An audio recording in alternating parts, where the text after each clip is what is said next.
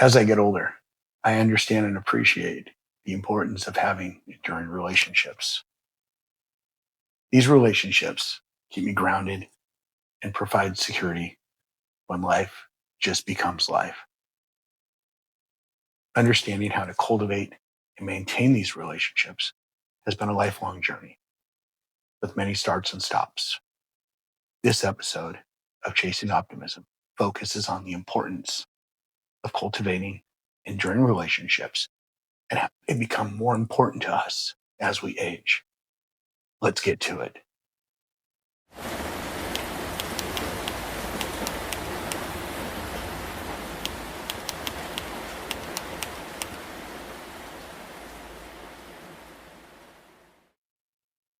We have many relationships in our lives. Some people come in and out, while others are there for much longer. These relationships stand the test of time and survive the good times and the bad, and continue to grow and transcend while remaining meaningful. These are the enduring relationships in our lives. And these relationships that keep us grounded and add validity to our lives are important on a daily basis. They hold us accountable for being us. An example of this type of relationship is one I was able to observe for many years with my father and Russ. Their relationship lasted more than 50 years and was based solely on friendship. Russ was a plumber by trade. My dad was an auto mechanic. And for years, they would trade plumbing services around the house for my dad maintaining Russ's car. They both had their own special language, but together they can communicate with a wink and a smile. And sometimes that was all it took. And this went on for years. When my dad passed, Russ was there at his bedside and had been there every day for the 2 weeks that my dad was in the hospital. Sat there every day in silence, sometimes talking with him, sometimes just looking out the window, but was there and present.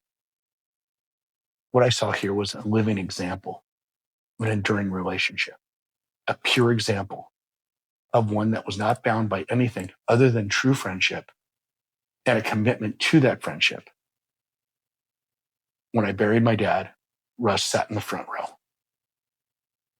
and even made the pine box that my dad requested to have his ashes placed. He was that kind of guy.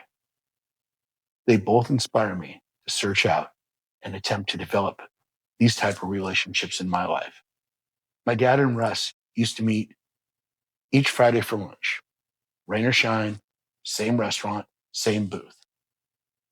And I have continued with that commitment for my father. Every Friday, Russ and I meet for lunch, rain or shine, same restaurant, same table. And by the way, Russ is also my godfather. The definition of enduring, according to Merriam-Webster, is lasting and durable. And this is an excellent example of the type of relationship that my father and Russ had. And these type of relationships are important to us as we age because they can provide support, accountability, comfort, and often links to the past that are confirmed and shared by only those people in the relationship. They confirm those decisions. They confirm those experiences. It is said that if you can count your close relationships on one hand, you're doing great. Just a week ago, I spent time with my brother. He has a close friend whose father is also in the hospital, not doing too well. My brother told me how he just sat there, provided comfort for a friend that he's had for many years. Not really knowing what to say, but just sitting there and being there for him. And this is what I mean about enduring relationships. It endures the tough stuff, the stuff that life throws us that is difficult to deal with. But these relationships continue to move forward. Who do you have an enduring relationship with? Let me know in the comments. What I'm getting at is perfectly stated in a quote by Henry Newman. It states, "When we honestly ask ourselves which person in our lives mean the most to us, we often find that it is those who, instead of giving advice, solutions, or cures, have chosen rather to share our pain and touch our wounds with a warm and tender hand.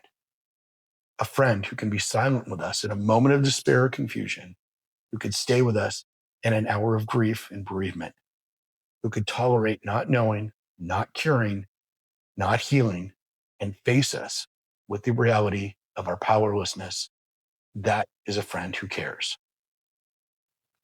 This also ties in nicely to Luke 15:11 through 32, the parable of the prodigal son. This parable highlights the enduring relationship between a father and a son who, for a time, lost his way, then made the choice to return home. And not only did this take great courage for the son to return home, but that same courage is exemplified by the father. This is a wonderful parable, and I encourage you all to take a moment to read it. As we age, it seems that the need for enduring relationships become greater. And while there are many challenges to finding and maintaining these sort of deep relationships in our lives, the returns can be a blessing. But challenges, they are many. Time, difference in needs as we age, or simply the fact that people that we care about leave our lives for a number of many reasons. Developing an enduring relationship takes time, but can start at any moment. The key here is to be aware and open to the idea and being able to participate in the relationship that may take time at first to develop, but can reap a lifelong experience of joy and comfort. I hope this video inspires you in some way to search out the people in your life that you feel close to.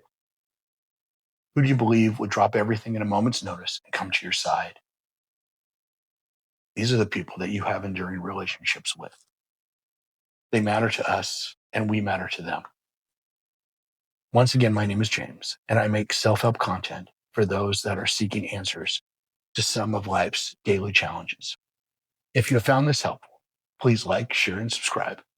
Thank you for watching, and I'll see you in the next video. Peace.